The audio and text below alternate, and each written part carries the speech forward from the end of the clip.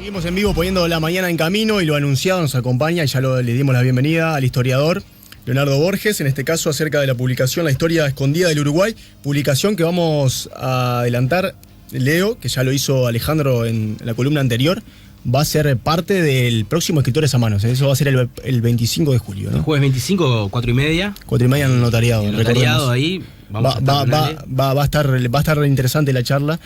Aparte va a ser, digamos, el retorno de Escritores a Manos luego de una pausa bastante prolongada por las vacaciones de julio y por el próximo 18 de julio. Y va a ser la presentación oficial del libro, les cuento. Ahí va.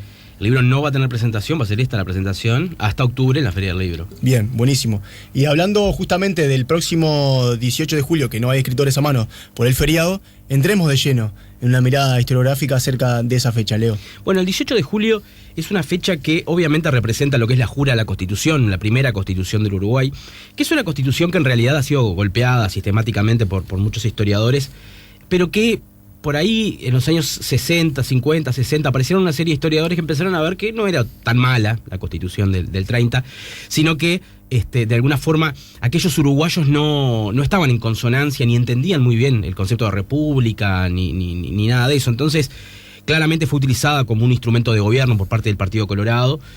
No es una crítica al Partido Colorado, esto es una crítica histórica, ¿no? O sea, fue utilizada. Y ese 18 de julio, bueno, estaban contentos los orientales.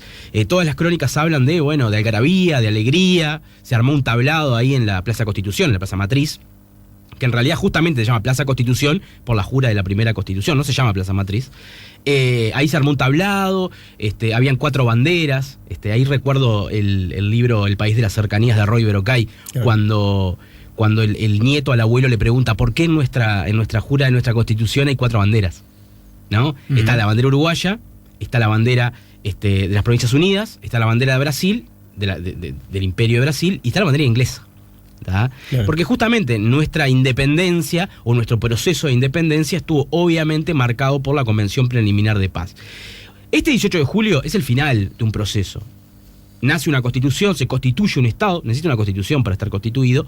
No es la fecha de independencia, claramente, por ahí tenemos algunos colorados, historiadores colorados, que con mucha valía plantean de que el 18 de julio podríamos decir que es la fecha de la Constitución, de la fecha de la independencia. Yo creo que no, yo creo que fue el 4 de octubre de 1828 con la ratificación de la Convención Preliminar de Paz, pero sí es el fin de un proceso que de alguna manera genera un Estado donde Estado no había, genera un Estado de espaldas a lo que es la tradición artiguista. El Uruguay es un Estado fallido que nace de las cenizas del artiguismo. Es más, de alguna manera el Estado uruguayo es todo lo contrario al artiguismo. No solamente porque Artigas no estaba, porque estaba en Paraguay envejeciendo, porque etcétera, etcétera, sino porque quienes llevan adelante, quienes son los arquitectos de la secesión oriental de la Argentina, de alguna manera eran todos antiartiguistas. Ahí se plantea justamente y queda en evidencia lo que advertís en esta publicación y en otras oportunidades acerca de la paradoja, de la alusión a Artigas, muchas veces desde el punto de vista del Estado uruguayo y la contradicción que hay histórica, ¿no? Claro, porque ¿qué pasa? Nace el Estado Oriental del Uruguay, ese es el nombre, el Estado Oriental del Uruguay nace en 1830. Cuando ese Estado de alguna manera tiene que crear una nacionalidad, porque en Uruguay primero tuvimos un Estado y después forzosamente una nacionalidad. Cosa que sucede, en otros países no sucede lo mismo. En los países europeos, por ejemplo, se van configurando las naciones, obviamente, y luego nacen los estados. En el caso nuestro, tenemos que, a forceps, tenemos que generar una nacionalidad. Nacionalidad que nos era esquiva, porque claramente estaba relacionada con la Argentina. Y cuando hablo de Argentina, no hablo del Estado argentino. Hablo de las Provincias Unidas del Río de la Plata, claro, no con un aditamento nacional. Entonces, la figura de Artigas emerge a fines del siglo XIX en la búsqueda de diferenciarse de la Argentina, justamente. La historiografía argentina unitaria, que configuró Bartolomé Mitre y Vicente Fidel López, esa historiografía coloca a Artigas en el peor lugar. Y Sarmiento, obviamente, ¿no? En el peor lugar, como un montaraz, como un anárquico como un adjetivo peyorativo. Vos sos un anárquico, quiere decir que no tenés ley, ¿tá? Claro. Así le decían a Artigas. Entonces la historiografía uruguaya, que también se configuró unitaria, colorada, obviamente, saca del ostracismo a Artigas y se lo apropia de una manera muy nacional. O sea, dice, este es mío, vos no lo querés, Bueno, este es mío. Y entonces, a partir de ahí se va generando lo que es el culto artiguista, y obviamente, hoy en día, hasta hoy en día, 2019, siglo XXI, seguimos con el mismo problema, que tenemos un mito viviente no porque esté vivo, sino porque está vivo el mito, en todos los partidos políticos, en todas las instituciones, en todos los sectores sociales. Todos encuentran en Artigas un discurso, una batalla, algo, una carta, algo que los identifica. Ahí va. Entonces, como llenan de sentido a Artigas, lo vacían de contenido. Pero ahí va, y en ese, digamos, en esa denuncia que haces como del manoseo de la figura de Artigas, advertís que de diferentes perspectivas se lo puede poner como un héroe, como un villano, y históricamente, digamos, se ha diferenciado el manejo de la figura de Artigas, ¿no? Claro, primero fue un villano. Ahí está. La leyenda negra, lo que marca Pibel Devoto, la leyenda negra, de alguna manera era un villano. Era un villano casi de manera coloquial, ¿no? La gente... Este es más malo que Artigas. Eso era un dicho en el siglo XIX. Este es más malo que Artigas. Esa figura, que es un villano, muta hacia héroe. Pero muta de una manera muy psicopática. Porque primero es villano, pero no pasa por todo un proceso. No. De villano pasa a héroe máximo intocable. Es lo que Pibel Devoto marca como de la leyenda negra el culto artiguista. Entonces... que también Pibel Devoto le hace un culto artiguista, ¿no? O sea, Pibel Devoto tiene esas cosas. Pibel Devoto es el papá de nuestra historiografía, junto con 2 o 3 más, nuestro papá. Pero, de alguna manera, la figura de Artigas muta de villano inmediatamente a héroe máximo, magnánimo y absoluto. Y cualquier tipo de crítica que se le pueda hacer al artiguismo o a Artigas, inmediatamente el establishment te pisotea la cabeza. Cosa que le sucede, por ejemplo, al colega Guillermo Vázquez Franco, al gran maestro de muchos de nosotros, Guillermo Vázquez Franco, porque obviamente que Vázquez Franco lo dice sin cortapisas que él es un antiartiguista, ¿no? Y en realidad yo, Leonardo Borges, no soy un antiartiguista, pero me encanta que alguien lo diga y lo sostenga, ¿se entiende? Porque, sí. Porque de alguna manera el conocimiento nace del debate y la discusión, y no de una Biblia. Quizás estaría bueno que aclares que en realidad tu postura más que anti-artiguista es el manejo del artiguismo históricamente, ¿no? Exacto. Podría ser por ahí. Exacto, que es de alguna manera una cosa que Guillermo Vázquez Franco lo hace.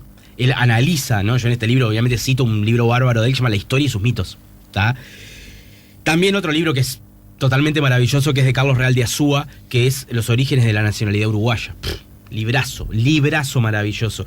Pero entonces, ¿qué es lo que uno intenta hacer humildemente? Es decir, bueno, yo no estoy criticando a la figura de Artigas. ¿Cómo podría hacerlo? Sería anacrónico.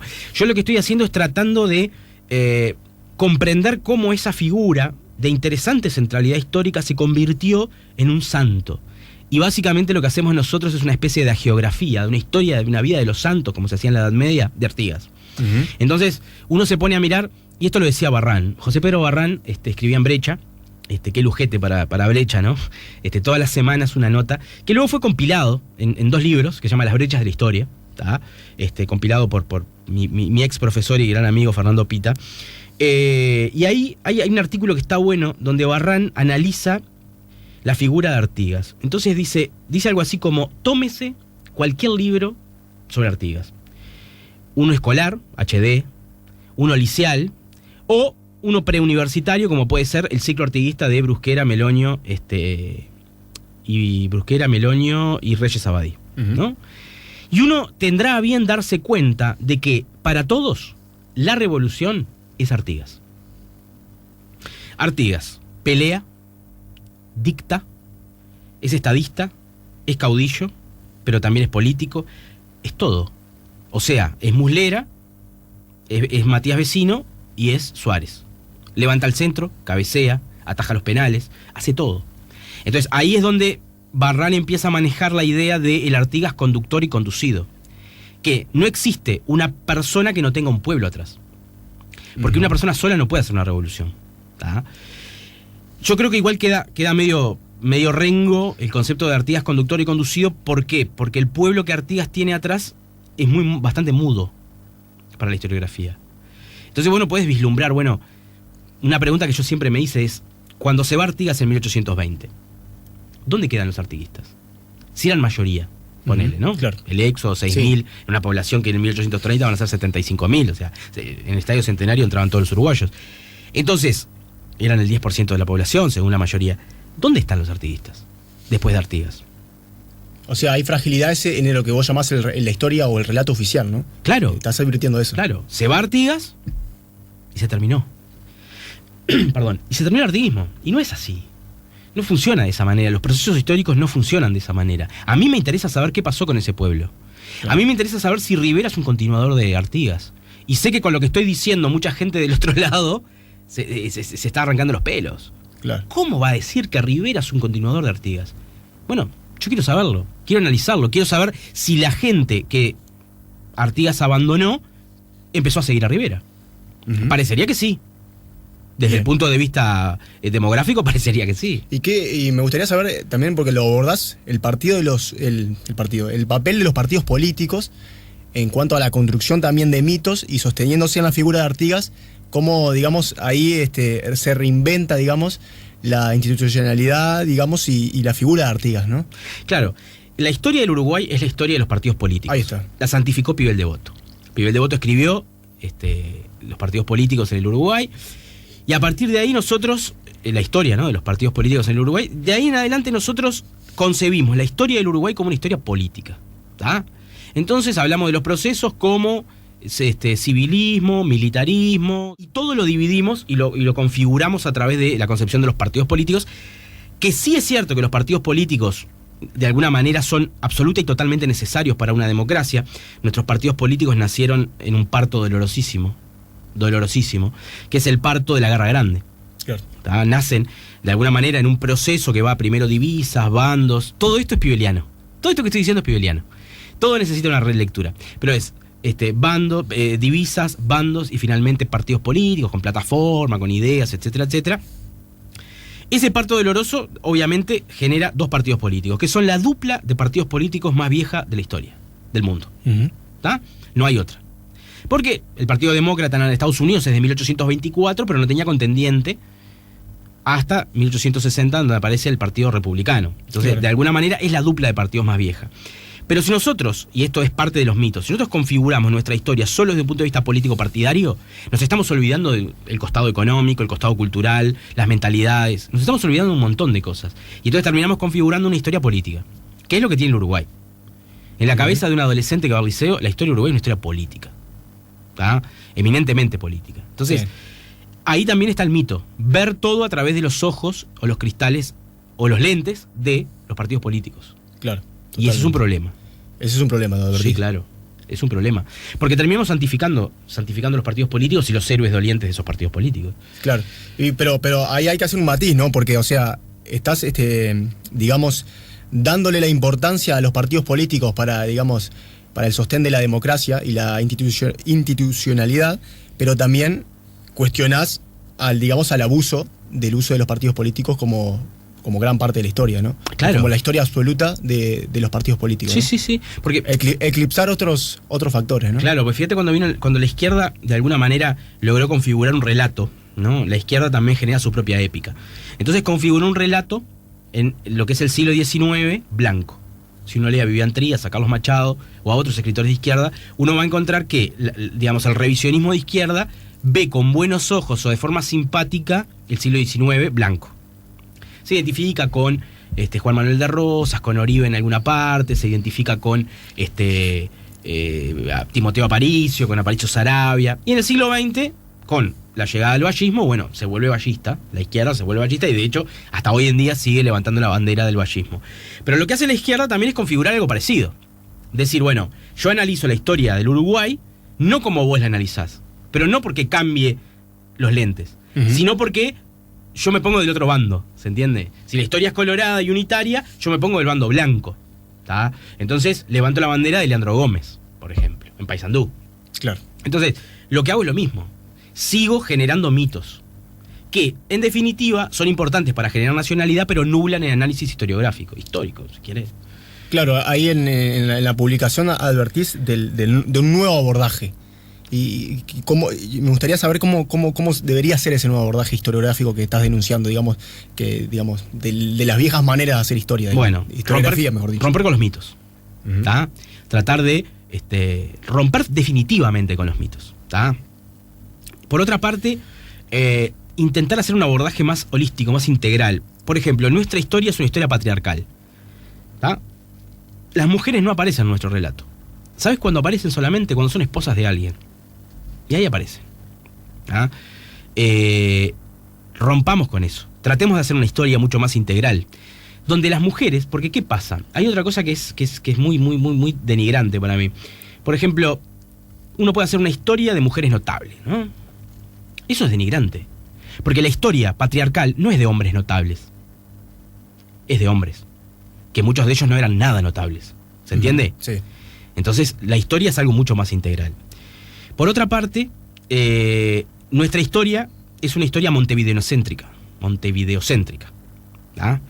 ¿Qué quiere decir esto? Que desde Montevideo, sentados en una especie de ampuloso sillón, los historiadores dicen la tenencia de la tierra en el siglo XIX era tal y tal.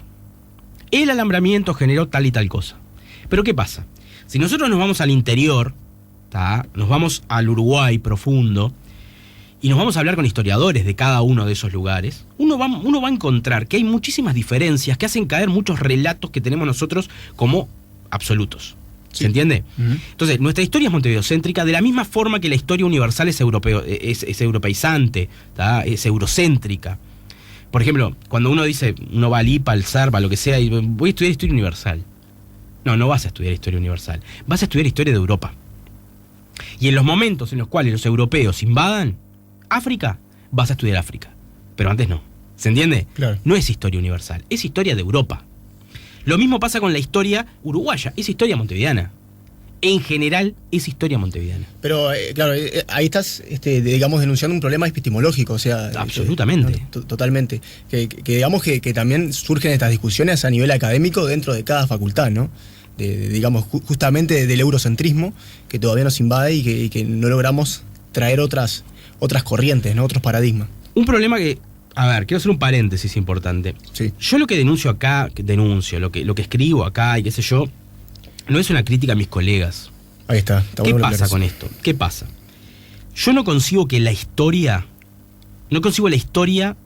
como un producto de la academia en el Himalaya de la sabiduría, ¿no? Uh-huh.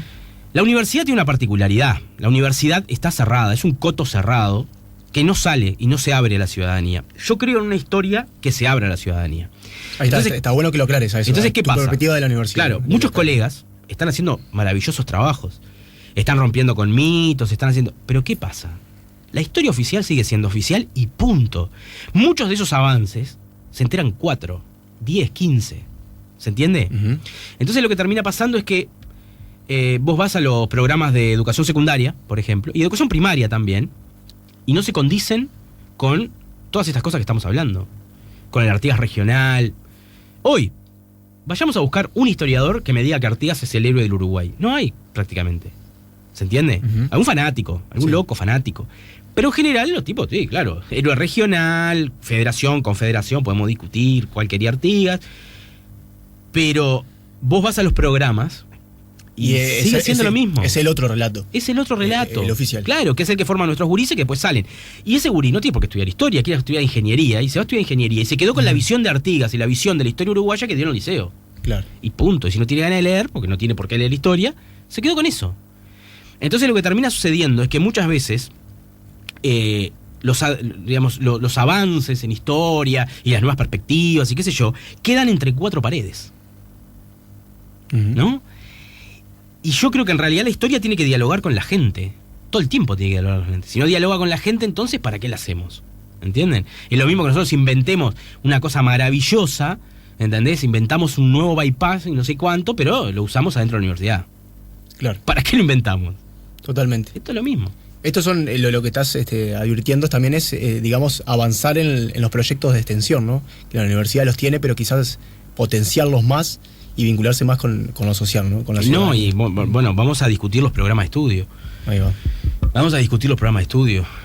Vamos a hacer, por ejemplo, estaría bueno hacer de la historia una disciplina práctica. Uh-huh. Investiguemos. Lo que pasa es que, claro, los docentes en secundaria, por lo menos en secundaria, y en primaria también, tenemos un programa que cumplir. Inspectores que te apuran. Entonces, ¿qué te vas a poner a investigar? Pasar 3 semanas leyendo documentos para que ellos extracten esto o lo otro, si de repente llega el inspector y te dice, no, mirá, estás atrasado, ¿cómo vas a estar en centralismo porteño todavía? Y entonces ahí vos avanzás y en realidad terminás alienándote, ¿viste? Y das el programa. Ese es el gran problema que podemos tener. Yo creo que sí. Hagamos de la historia una disciplina práctica. Analicemos, que los gurises analicen, que lleguen a conclusiones, ¿no? Que logren entender cómo se analizan documentos, porque ahí tenemos las competencias, ¿no? Claro. Electroescritura, yo qué sé, un montón. Pero no lo logramos eso. O sea, los programas siguen siendo los mismos y cuando hay nuevos programas son como más o menos lo mismo. Claro. Programas donde escondemos la guerra del Paraguay. Parece que no fuimos a la guerra del Paraguay. ¿Tá? Escondemos Sal si puedes. Parece que no existió. Escondemos la Cisplatina, que es cuando pertenecimos a Portugal y a Brasil. Escondemos cosas. La guerra civil española. ¿Cómo no vamos a dar la guerra civil española? ¿Cómo puede entender un gurí de dónde viene el Uruguay o el uruguayo si no entiende la guerra civil española? Exacto. ¿Qué sucedió? ¿No? Bien, claro. Leo, abordaste justamente, digamos, cómo los partidos políticos reencarnan la figura de Artigas, pero también advertís en algún momento que esto no es del siglo XIX, ni siquiera del siglo XX, sino también de nuestro siglo, ¿no? Sí, y sobre claro. todo también lo advertís en épocas de polarización, por ejemplo, en la dictadura uruguaya, cómo dos corrientes totalmente distintas se apropian de la figura de Artigas, teniendo un proyecto, más que proyecto de país, y enfrentados casi en una guerrilla, ¿no? Totalmente. Tenemos hoy en día, siglo XXI, 2019, a Manini Ríos, por ejemplo. Ahí está. El general Guido Manini Ríos, que bueno, encabeza Cabildo Abierto, que en realidad su verdadero nombre es Movimiento Social Artiguista, que la Corte Electoral, por obvias razones, no le dejó utilizar la palabra artiguista y optaron por Cabildo Abierto. Levanta una bandera artiguista, pero directamente, ¿no? Él dice, yo soy artiguista y voy a llevar adelante.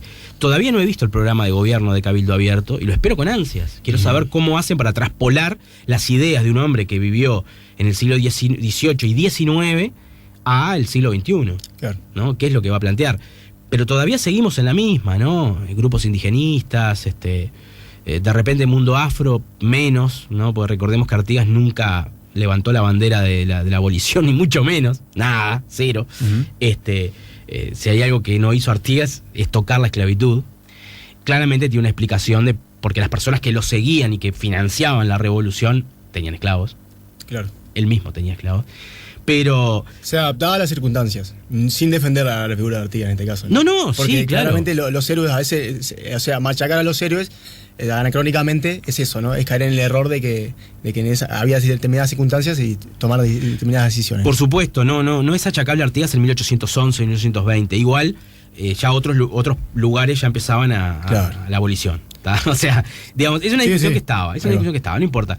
Pero más allá de eso, digamos, la figura de Artigas es levantada por diferentes estratos políticos, pero también institucionales, como el ejército, ¿no? El día del ejército es la batalla de las piedras. Uh-huh. El nacimiento del ejército, batalla de las piedras. Los militares levantan de alguna manera el Artigas estratega, el Artigas militar, de alguna forma, más allá de que Artigas ganó una sola batalla, que es la batalla de las piedras, pero vaya batalla, ¿no? O sea, con las tres armas, artillería, caballería, claro. infantería. Pero además la dictadura hizo una cosa, y esto yo lo digo en este libro, pero también yo lo trabajé en Artigas Revelado, que es un libro del 2009. La dictadura también basaba su política de la seguridad nacional en Artigas. Uh-huh. Y eso es terrible, es terrible. Obviamente que Artigas no tiene la culpa, porque esta es una visión y una utilización que se hace de Artigas en el presente, en aquel presente de 1975. El año de la orientalidad. Hay un libro que se llama Artigas y la seguridad nacional. Uh-huh. Fíjate qué escalofriante el hombre, ¿no? Y en ese libro, de alguna manera, se utilizan algunas frases sueltas de Artigas para poder, de alguna manera, sostener, ¿no? Hay una que es la que yo cito, que es algo así como que Artigas escribió en una carta. Obvio que no está toda la carta entera, ¿no? Está el pedacito ese, todo Sí, descontextualizado, ¿no? La raíz del desorden debe ser primariamente erradicado. Entonces yo digo la raíz del desorden, erradicado, cualquiera. ¿Viste cómo decís? Está. Sí. Pero bueno, hay una utilización malintencionada de Artigas, pero también lo había del otro lado. El Artigas social, el Artigas poco menos que socialista, entregando tierras. Más allá de que la entrega de tierras de Artigas no tiene nada que ver con el socialismo, ni con el comunismo, ni mucho menos. La entrega de tierras de Artigas es absoluta y totalmente conservadora, porque en realidad forma parte de lo que los españoles hacían. Los españoles entregaban tierras, y en esto le doy la derecha a Guillermo Vázquez Franco, que tiene un libro maravilloso que se llama A propósito del reglamento del 15, La rebelión oriental. Me encanta eso de bajarla de categoría, ¿no? Claro. Porque no es revolución oriental para él, es rebelión, que no es lo mismo. Claro, hay que ver. Claro. Revolución le da todo un halo de importancia que rebelión no tiene. Pero bueno, ese libro de Vázquez Franco ahí, y en ese y en las bases económicas de la revolución artiguista de Barral y Nahum, se desnuda de alguna manera lo que es el conservadurismo de ese reglamento. Es un reglamento conservador. Es un reglamento que intenta entregar tierras. Pero bueno, tomado en los años 60, a través de una leyenda que algunos historiadores como Rial llaman la leyenda roja, y yo tomo eso. Entonces ahí tenías, al mismo tiempo, por un lado los tupamaros levantando banderas artiguistas, y por otro lado los militares que combatían a los tupamaros levantando banderas artiguistas. Sí, ya instalada la propia dictadura también de propaganda clandestina, movimientos sociales adjudicándose a Artigas, ¿no? Claro, es interesante, ¿no? Es interesante. Por ahí también hay un Artigas católico. Un Artigas católico, que es muy interesante. Por ahí Mario Cayota sí, compañero. Plantea, aquí sí, él lo plantea de una manera muy interesante. Tiene un libro muy bueno que se llama Artigas derrotado. Es un excelente libro. ¿Ves? Son esas cosas. Vos tenés un excelente libro que no logra de alguna manera llegar, ¿tá?, a lo que es el inconsciente colectivo, ¿no? La visión que tenemos en los medios de comunicación, en la calle, en la esquina, todo eso, ¿no? Artigas derrotado. Y es interesante, ¿por qué? Porque plantea un Artigas católico. Y si uno se pregunta, y acá le doy la derecha, siendo yo un anticatólico ferviente, ¿no? Pero le doy la derecha porque si uno se pregunta, ¿de dónde salen determinadas ideas de Artigas? ¿No? Pienso en, clemencia para los vencidos, ¿no? Que es una frase que no sabemos si la dijo, pero bueno, está ahí en el inconsciente, ¿no? Clemencia para los vencidos, por ejemplo. Ese humanismo de decir, no maten, porque lo que se hacía era matar a los prisioneros, se los mataba porque eran un plato de comida, o sea, costaban mucho. Inclusive ya en las revoluciones del siglo XIX acá, mucho después de Artigas, se los degollaba de parado, porque no va a gastar una bala en un preso, ¿no? Se los degollaba. Pero bueno, ¿de dónde salen algunas ideas de Artigas? Y lo que plantea Cayota, que me parece muy interesante, es que la única educación formal que tuvo Artigas fue con los franciscanos, ¿no? En el convento de San Bernardino de los hermanos franciscanos, donde Artigas estudió hasta los 14 años, aritmética. Nicolás de Bedia, que fue su compañero de escuela, lo recordaba, y nosotros tomamos ese documento para entender un poco, quién era Artigas, un niño vivaz y qué sé yo. Había estudiado lectoescritura y aritmética, que era lo que se estudiaba al principio. Y esa fue su única educación formal. Claro. Entonces uno puede decir, ¿de dónde saca algunas cosas Artigas? Más allá de que puede haber sido autodidacta, que andaba con algunos libros en el recado y el contrato social, etcétera, etcétera, que dudo que pudiera entenderlo cabalmente, obviamente, con los instrumentos que tenía. ¿De dónde lo saca? Y lo puede sacar, sí, de su educación cristiana. Estoy de acuerdo. Creo que es una pata de este análisis. Bien. Debe ser una pata de este análisis. Y capaz para seguir adelantándose un poco más en eso, ¿no? Por supuesto. Para seguir dando manija, digamos, de algún modo. Leo, gracias por acompañarnos como cada lunes, iba a decir, pero retomamos, volviste a La Mañana en Camino de un tiempito. Exactamente. Y estamos muy contentos de tenerte acá. Nos vemos el próximo lunes, ¿te parece? Nos vemos el próximo lunes. Ya volvemos con La Mañana en Camino.